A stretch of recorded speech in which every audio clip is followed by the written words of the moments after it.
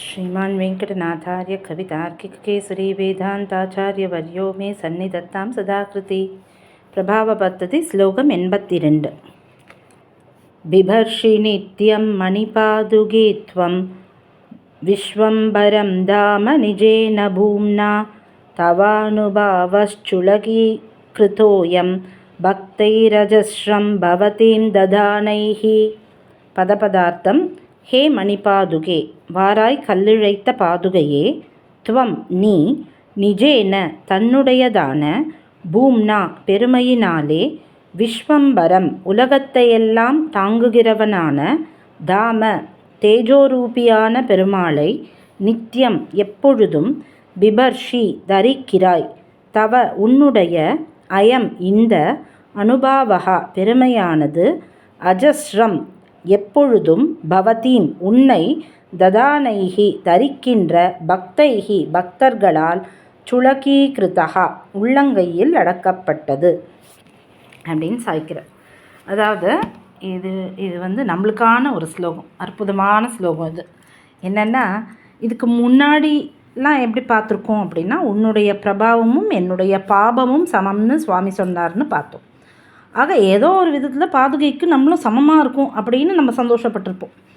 அவளோட பிரபாவத்துக்கு அளவுக்கு நமக்கும் பாபம் இருக்குது அப்படிங்கிறதுல நாமளும் பாதுகையும் சமம் அப்படின்னு நினச்சிருந்தோம். ஆனால் இந்த ஸ்லோகத்தில் என்ன சொல்கிறார், பாதுகையை விட பிரபாவம் உள்ளவாளை பற்றி பேசுகிற ஸ்லோகம் இது.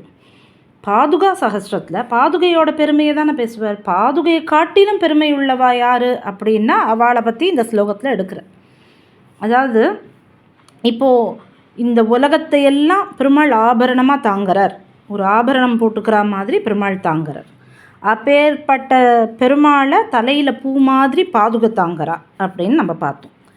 இப்போது இந்த சடாரிய பாதுகையின் அம்சமாக இருக்கக்கூடிய சடாரிய தன்னோட தலையில் பக்தர்கள் தாங்குறா.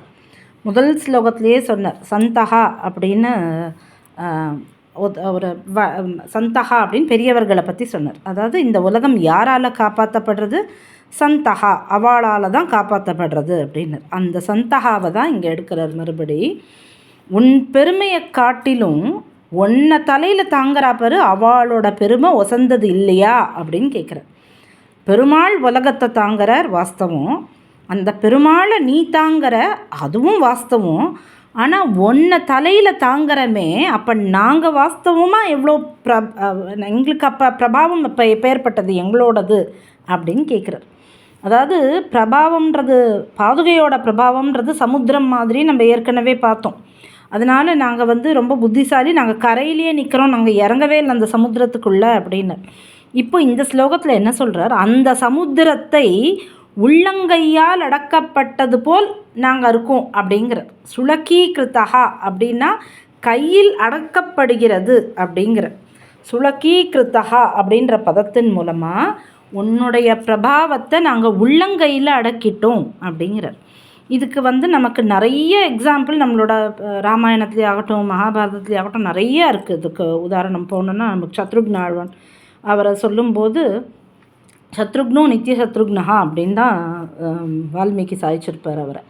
என்னென்னா, ராமன் இருக்கிறப்ப ராமனை விட்டுட்டு பரதனுக்கு கைங்கரியம் பண்ணணுன்ற எண்ணத்தோடு இருந்தவருங்கிறதுனால அவர் ரொம்ப வசதி. அதாவது பெருமாளை காட்டிலும் பெருமாளுக்கு கைங்கரியம் பண்ணுறவாளுக்கு கைங்கரியம் பண்ணுறவா இருக்கா இல்லையா, அவள் தான் வசதி அப்படிங்கிறது தான்.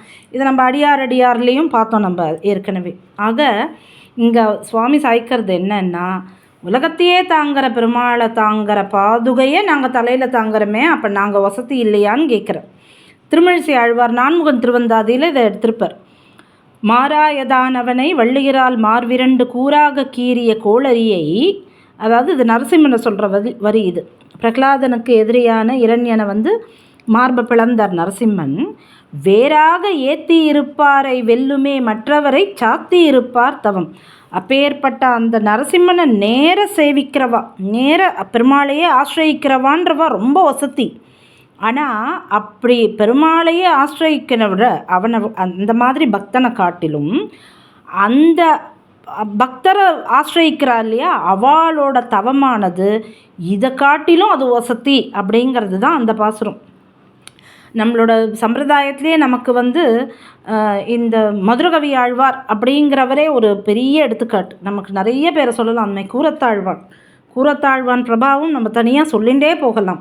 நமக்கு வந்து மதுரகவி ஆழ்வாரோ கூரத்தாழ்வானோ சத்ருக்ன ஆழ்வாரோ நம்ம ஏன் அவ்வளோ கொண்டாடுறோம் அப்படின்னா, இன்ஃபேக்ட் அந்தியம்போதில் அரியுரிவாகி அரியை அழித்தவனை பல்லாண்டுன்னு பாடினாரே பெரியாழ்வார்.